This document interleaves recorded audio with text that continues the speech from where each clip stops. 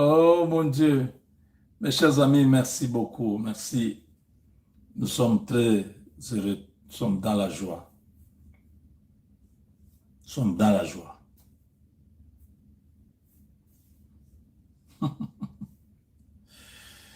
Ah, voilà, la nouvelle que tous les Congolais attendaient est arrivée finalement. Le Rwanda a perdu, la RDC a gagné. Yanke na plan na ye, Yuma pe na plan na ye, mais Yuma barre Yanke. Vous vous rappelez de ça? C'est une idéologie. Depuis le début, poussée par le Saint-Esprit, nous avons parlé de la part de Dieu. Nous avons dit, Kagame sera complètement isolé, seul. Il n'aura même pas sa propre famille pour être avec lui. Seul. Ces choses sont en train de se réaliser devant nous. On n'a pas besoin d'avoir une grande église pour faire des prophéties, pour déclarer des choses. Quand l'Esprit de Dieu est avec vous, il vous dit ce qu'il faut dire au peuple. Et nous, contrairement à tous les autres qui sont en train de faire ce que nous faisons ici, nous, c'est par l'Esprit de Dieu que nous disons certaines choses. L'intelligence, la connaissance, tout ça, nous utilisons. Mais il y a toujours une dimension que Dieu amène dans ce que nous faisons, que vous ne pouvez pas confondre. Vous savez que Dieu avait parlé. Cette guerre est finie au mois de mars. Il y a des gens qui ont continué à ne pas croire que c'était fini. Est-ce que le deal là aura lieu? Est-ce que le deal... Je dis à tout le monde, soyez calme. Dieu a délivré. Nous étions dans une conspiration où le pays allait disparaître. Pourquoi je reviens Dieu, Dieu, Dieu, même si ça dérange tous ceux qui sont dans la magie, ceux qui regardent dans les calebasses chaque nuit. Oui, oui. Tous ces gens-là, ils sont pas à l'aise quand je parle de Dieu, Dieu, Dieu. Oui, oui. Je vais voir quelqu'un écrire là. Ah, parle, non, pourquoi tu parles toujours de Dieu? Monsieur, je ne suis pas ton ami et Dieu n'est pas ton grand-père. Si tu ne veux pas entendre ce que je dis ou entendre le nom de Dieu, quitte ce live, désabonne-toi. Ceux qui sont fils d'Abraham seront nombreux, plus que vous. C'est le comportement qu'Abraham avait. Il dit, je m'en vais sans enfant. Et Eliezer de Damas sera mon héritier. Dieu dit non. Tu auras les enfants qui sortiront de ton entraille, tes entrailles. Sors, il sort. Regarde le ciel, il regarde. Compte les étoiles si tu peux. Il est incapable de compter. Ainsi sera le nombre de ta descendance. Seront plus nombreux que le sable de la mer, plus nombreux que les étoiles du ciel. Comprenez?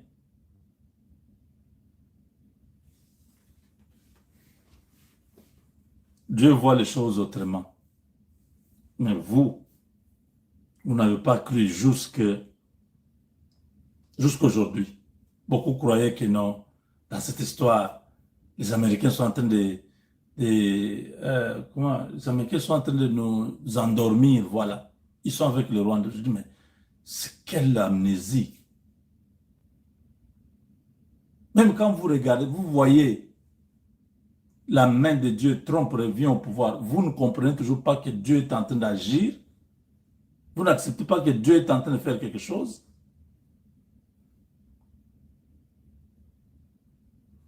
Mes chers amis, les deux délégations, je vous ai dit qu'il y avait des délégations, des experts qui travaillaient de la RDC et du Rwanda. Il y a pratiquement 5 jours, donc 4 jours, nous étions les 15. Le ministre rwandais des Affaires étrangères a commencé à se moquer un peu des Congolais. Oh non, les gens attendaient les 15, il n'y aura rien. Il a dit ça, il n'y aura rien. C'était, je crois, le dimanche, hein, si je ne m'abuse pas. Il n'y aura rien, on signera l'accord, mais ça prendra du temps. Il parlait en ces termes-là, un peu comme voulant décourager beaucoup d'entre nous. J'ai dit à tout le monde, ce gars-là, il est en train de perdre son temps, il ne connaît pas bien les Américains. C'est un gars d'abord qui est inapte, incapable de pouvoir euh, coordonner la diplomatie de son pays. Vous voyez comment une dame de la RDC est rigoureuse, elle est méthodique, elle est brave, elle est systématique, disciplinée, coriace, structurée. Cette dame a battu les gardes du Rwanda au point que maintenant on n'entend que la voix ou le son des cloches de la RDC. Alors quand ce gars-là parlait le dimanche, oh non, il n'y aura rien, et d'ailleurs on va signer mais plus tard, ça prendra du temps.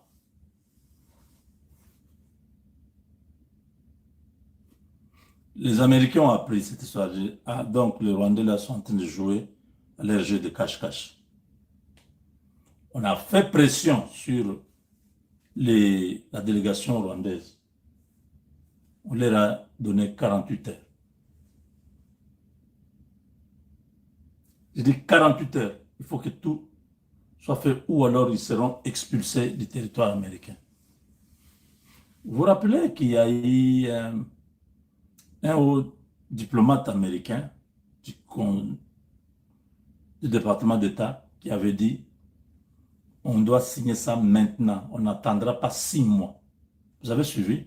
On va imposer un calendrier vraiment qui va imposer à tout le monde un rythme du travail. Vous vous rappelez de ça? Les Américains avaient déjà leur agenda. Et tout ce qui se signe là, c'est leur agenda.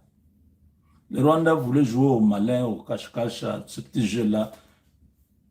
Quand le ministre a dit ça, les Américains ont pris au sérieux. Ils ont dit, ah bon, donc les gars ici sont en train de jouer à ce jeu. Vous avez 48 heures où vous dégagez. C'est sous pression. Il n'y avait pas d'autre choix. C'est-à-dire, 48 heures après, c'est-à-dire, hier, si rien n'était fait, les conséquences, c'est que on allait les chasser du territoire américain et la frappe pouvait être totale pour dégager tous ces criminels-là au Rwanda. Les Américains connaissent déjà que c'est un régime de criminels.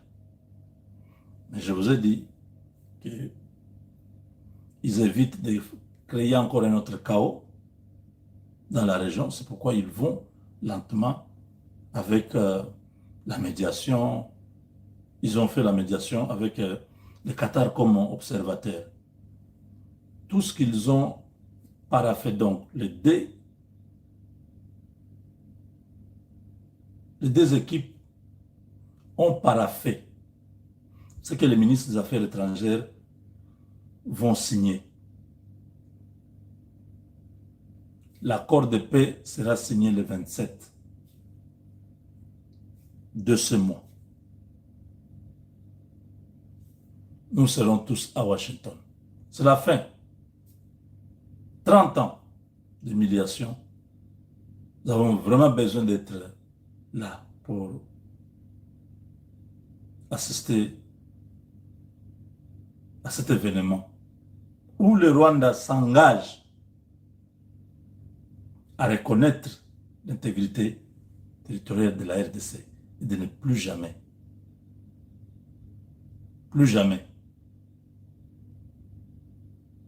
tenter de saboter, de déstabiliser la RDC en présence du témoin, les États-Unis. C'est de ça qu'il s'agit. Il est temps, mes frères. Cet accord ouvre la voie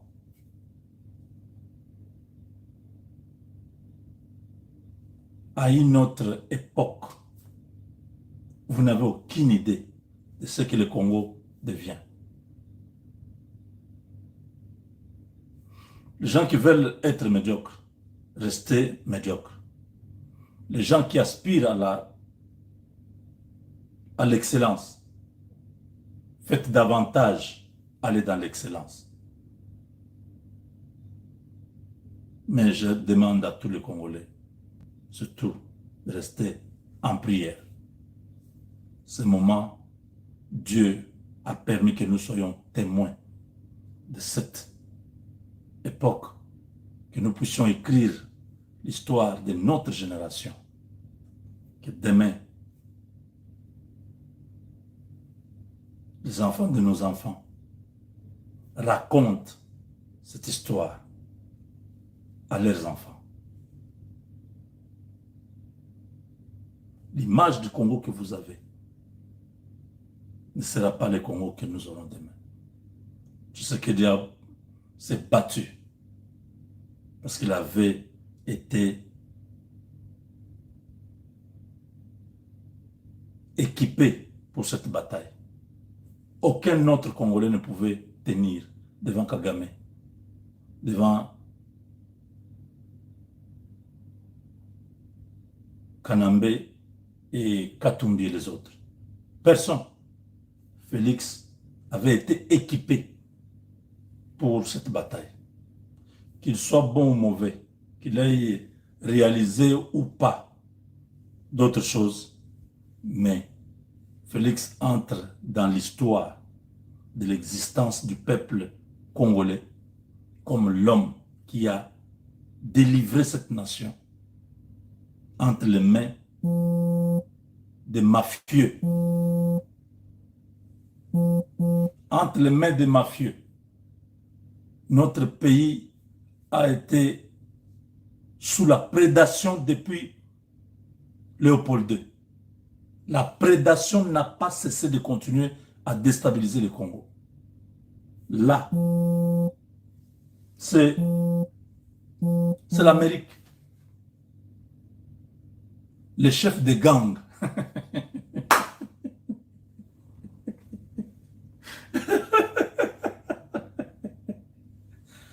C'est l'Amérique, le chef des bandits, qui lui-même supervise cette paix. Oui, quand vous avez des bandits dans les quartiers, il faut cibler les chefs là. Il faut être ami du chef. Vous allez vivre en paix. Vous allez négocier avec les petits bandits là. Les autres viendront vous envahir. Faites une bonne relation avec les vieux bandits. C'est lui qui va dire, bo kebanabino, yo, kebano, koleganzelo anate, mon père wana molubana, bo le rassu pas na été. C'est ce que l'Amérique est en train de faire, les chefs de gang.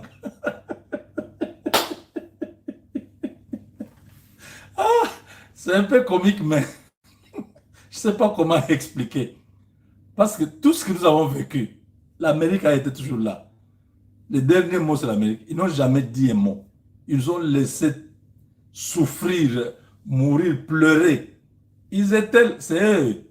D'ailleurs, ils viennent, donnent encore les armes. Ils disent, continue, attaque encore. Les entreprises américaines là, qui sont dans la mafia, ils viennent prendre les minéraux. Aujourd'hui, c'est le chef de gang lui-même.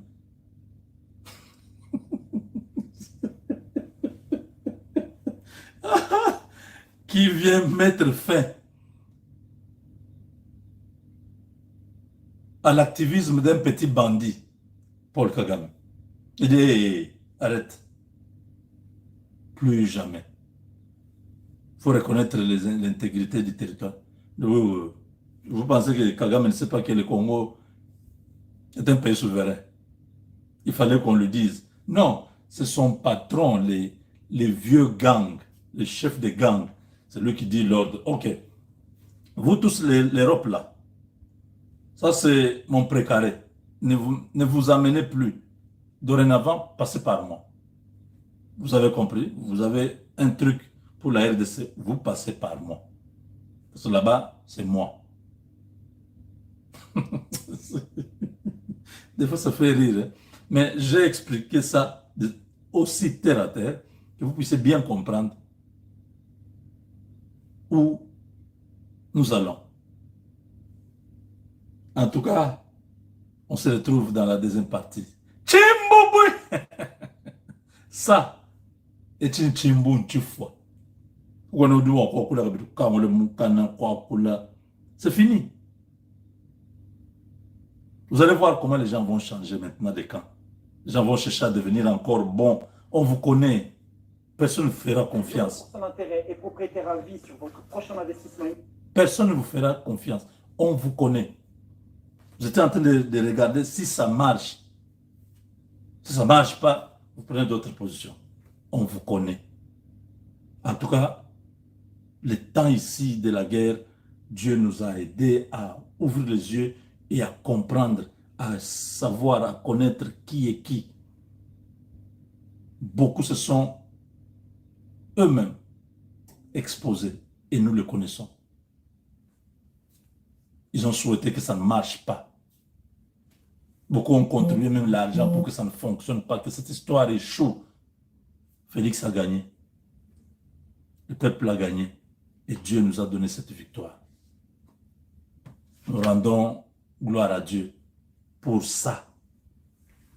C'est pourquoi je demandais que tous les peuples, toi qui suis cette émission, donne-toi quelques temps, prie, recommande le sort de la RDC entre les mains de Dieu.